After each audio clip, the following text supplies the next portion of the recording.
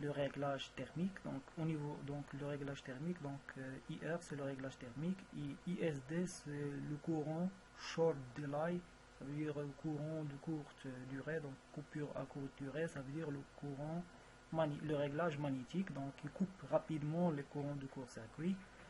Voilà, I0, l'objectif ou bien l'utilité de I0 c'est de affiner un petit peu le réglage magnétique thermique, puisque généralement ici donc on a des coefficients donc pour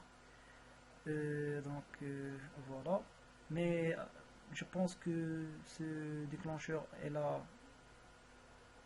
un petit peu une philosophie qui est spéciale, donc on va l'expliquer. Voilà, ici on a la sélection du nombre de pôles qu'on a au niveau du disjoncteur. Par exemple, est-ce qu'on a donc 4 pôles, donc les 4 vont être coupés, ou bien on a 3 phases qui vont être coupées et on a un PEN ici, ou bien on a 4 phases, 4 pôles, mais 3 qui vont être donc coupés. Voilà. Donc cela donc concernant cela donc il a une relation avec le régime du neutre. Donc c'est en cas où on a donc la terre qui est distribuée, donc si on a par exemple un câble PE1, donc un demi-neutre, donc il ne doit pas être coupé, donc selon le type de régime du neutre, donc on doit sélectionner donc la configuration. Maintenant concernant le réglage, donc la philosophie de réglage, donc tout d'abord comme on a dit, donc le réglage thermique donc va être réglé entre 160 et 400, donc on a la possibilité de travailler avec des courants qui sont donc bornés entre 160 et 400 ampères. Donc comme vous voyez ici on a 160 et ici on a 400 ampères. Donc le réglage thermique va être, donc le réglage thermique c'est ce coefficient là fois I0. Voilà. Par exemple, si on veut régler le réglage thermique sur par exemple une valeur de, je sais pas maintenant, par exemple on a ici donc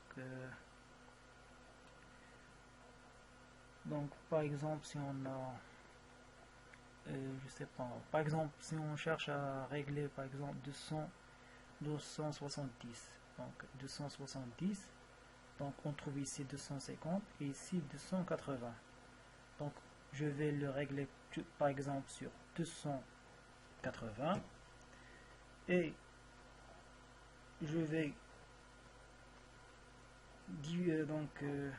prendre 270, je vais la diviser sur 280, donc je trouve un coefficient par exemple de 0,96. Ça veut dire que le réglage va être sur 0,96. Donc une fois ou bien plus, donc je majore, donc toujours je prends la valeur juste supérieure, donc c'est 0,97. Donc maintenant si je multiplie 0,97 donc fois 280, donc je trouve une valeur de 271.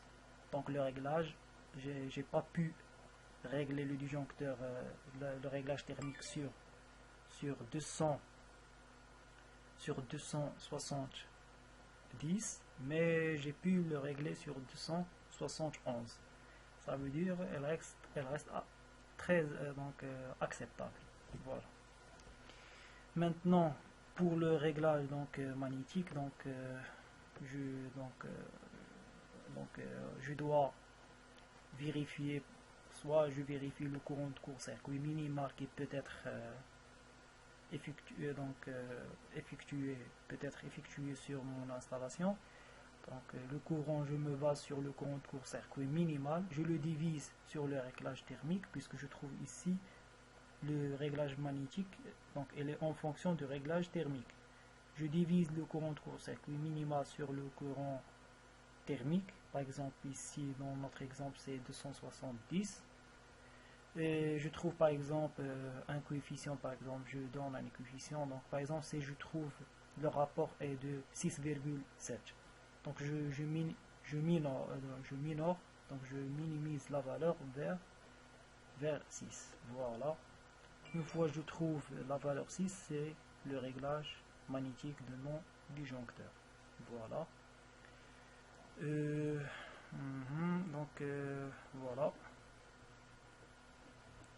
Donc on voit ici il s'agit voilà du graphe qui représente le réglage du disjoncteur, donc le graphe de déclenchement du disjoncteur. Donc on a le réglage thermique, donc ici, donc c'est le cadran qui permet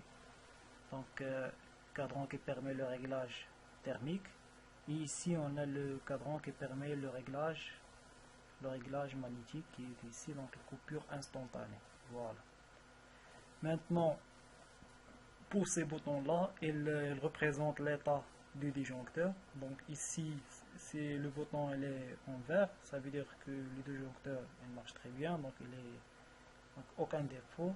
C'est le bouton orange qui est allumé, donc ça veut dire il y a un problème. Donc il y a un problème. Donc si la température par exemple ici il dépasse les 90 degrés, sinon c'est donc on a le disjoncteur qui est en problème. On va trouver qu'il y a un défaut, donc on va voir le bouton rouge qui est allumé au niveau du disjoncteur. Voilà. Voilà, donc je pense que c'est tout concernant le disjoncteur un petit peu. Donc pour ce déclencheur, il s'agit du micrologique. C'est un déclencheur micrologique, voilà, qui est généralement associé à cette famille de disjoncteurs qui est le NSX. Voilà.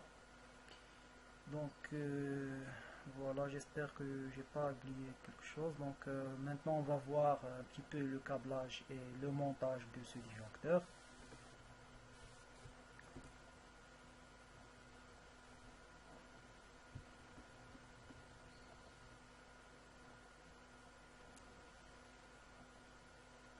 Comme vous voyez ici, c'est le disjoncteur. Voilà. Donc ici on a le VJ, donc le déclencheur différentiel. Donc pour le montage, donc on voit ici, donc on a le déclencheur. Donc tout d'abord on va commencer par le montage du déclencheur, voilà, sur les disjoncteurs. Pour cela il faut, donc on voit ici, donc on a juste vu, donc ici on a le VJ, donc le déclencheur différentiel. Ici donc tout d'abord on enlève le cache de ce disjoncteur. Comme vous voyez, donc la structure, donc voilà, du disjoncteur elle est là. Donc tout d'abord on commence par le montage. Il est très simple généralement, donc il faut toujours s'assurer que on a bien branché le disjoncteur, et on trouve ici on a des vis, donc on va visser, voilà. Donc une fois donc on visse, donc il faut bien s'assurer que les vis sont bien bien vissées, voilà.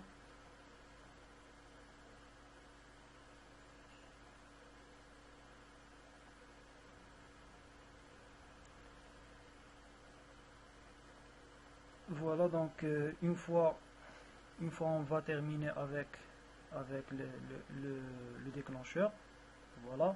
Maintenant on passe vers le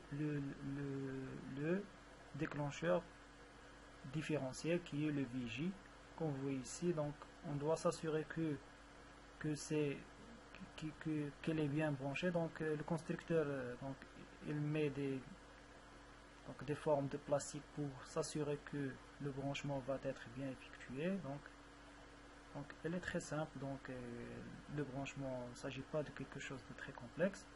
Donc une fois donc monté, donc on commence par visser le déclencheur différentiel sous le déclencheur magnétothermique. Donc le micrologique, il s'agit d'un déclencheur magnétothermique. Et sous ce déclencheur, on trouve le déclencheur différentiel qui est le VJ. Une fois terminé, donc on ramène le cache du disjoncteur, et on visse ce disjoncteur. Et avec cela, donc on peut dire que notre travail a terminé avec le branchement de ce disjoncteur. Voilà. Merci donc.